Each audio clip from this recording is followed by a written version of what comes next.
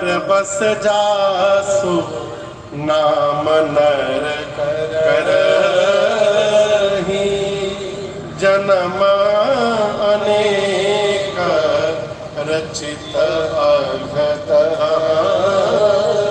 पर बस कई लोग गुस्से में नाम लेते हैं, कहिए राम कहो, बहुत राम कहने वाले आए हैं, ऐसे भी कोई कह दे।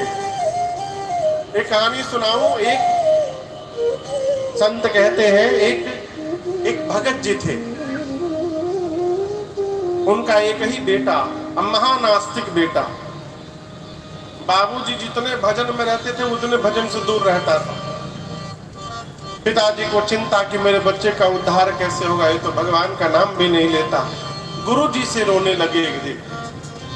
गुरुजी बोले मैं कल तुम्हारे घर आऊंगा सुबह। गुरुजी गए, बेटे को बुलाए, आके बोला कहिए क्या बात है। बोले प्रणाम करो। बोला कर लिया, मन में कर लिया। तो अच्छा कोई बात नहीं, राम बोलो बेटा। नहीं बोलूंगा। गुरुजी बोले बोलो राम बोलो। नहीं बोलूंगा, आज तक नहीं बोला, कैसे बोलूंगा। गुरुजी बोले बोलता है कि नहीं। बोल रहा। बोले नहीं बोलूंगा। नहीं बोलूंगा। गुरुजी बोले बोलता है कि नहीं। बोल रहा। बोला देखो कुछ भी कर लोगे मैं राम नहीं बोलूंगा। गुरुजी बोले बोला ना, बोला ना अभी, बोला ना, बोला ना राम नहीं राम बोला ना। बोला ऐसे क्या हो जाएगा। गुरुजी बोले तुम्हारे लिए यही पर्याप्त है। देखो मैं जानता हूं तुम दोबारा नहीं बोलोगे अब, लेकिन एक बात मेरी याद रखना, जब तुम मर जाओगे और ऊपर तुम्हारा हिसाब होगा तो तुम्हारा नरक तो फाइनल है।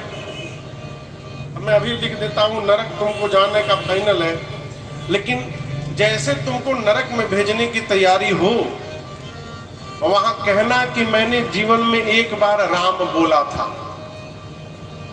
उसका पहले फल दे दीजिए मुझे, उसके बाद नरक में भेजिए।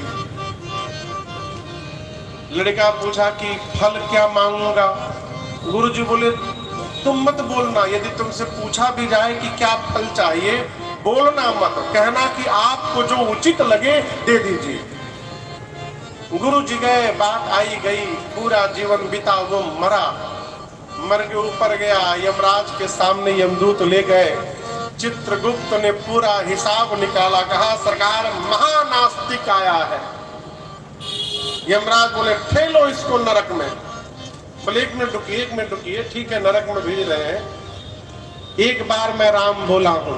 चित्रगुप्त बोले तुम्हारा जैसा नास्तिक राम बोलेगा। बोले एक बार अकाउंट चेक करिए, मेरा चेक करिए, बोला हूं कि नहीं बोला हूं, ठीक से चेक करिए। चित्रगुप्त ने फिर देखा, कहा सरकार एक बार बोला तो है, लेकिन गुस्से में जबरदस्ती बोला है। बोला बोला हूं ना कैसे भी, उसका फल दीजिए। यमराज बोले क्या चाहिए तुमको फल। बोले हमको क्या मालूम, आपको जो उचित लगे दे दीजिए। अब यमराज फंस गए, एक बार कोई राम बोल दे उसको कौन सा फल दिया जाए। कुछ समझ में नहीं आया तो उसको बोले चलो मेरे साथ, पकड़ के उसको ब्रह्मा जी के पास ले गए, कहा दर्शन करिए। फ्री में ब्रह्मलोक का टूर हो गया उसका।